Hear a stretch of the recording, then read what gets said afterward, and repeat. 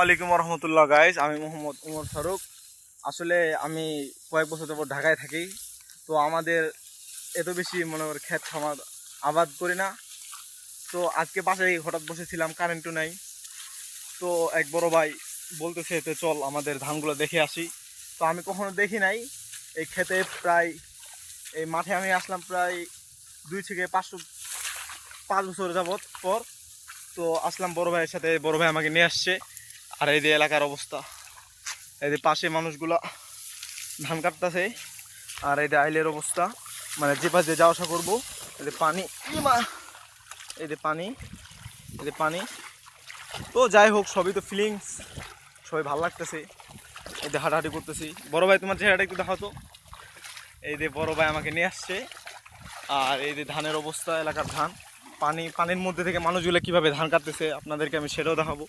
এই যে সামনে একটা বিশাল বড় ভাটা, এই যে ভাটাটা আপনাদেরকে দেখাই আমি জুম করে। এই যে এটা হলো ভাটা।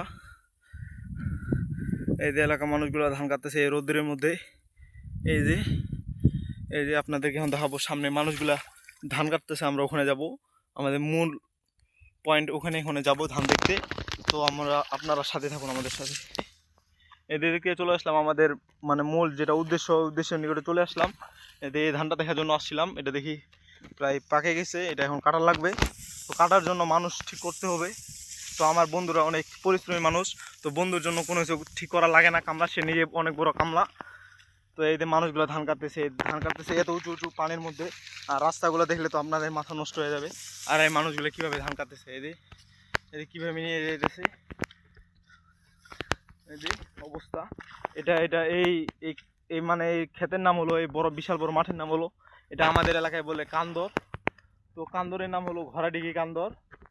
এই মানুষগুলো এদের ট্রাক ওখানে লোড দিতেছে অনেক দূর। এদের ওখানে ট্রাক, এদের পাশে মানুষগুলো ধান কাটতেছে। এই যে তো যাই হোক, আমার লুঙ্গির অবস্থা পুরোপুরি শেষ, পানি একবারে 1 হাঁটুর উপরে। তো যাই হোক, আপনারা দেখেন এই যে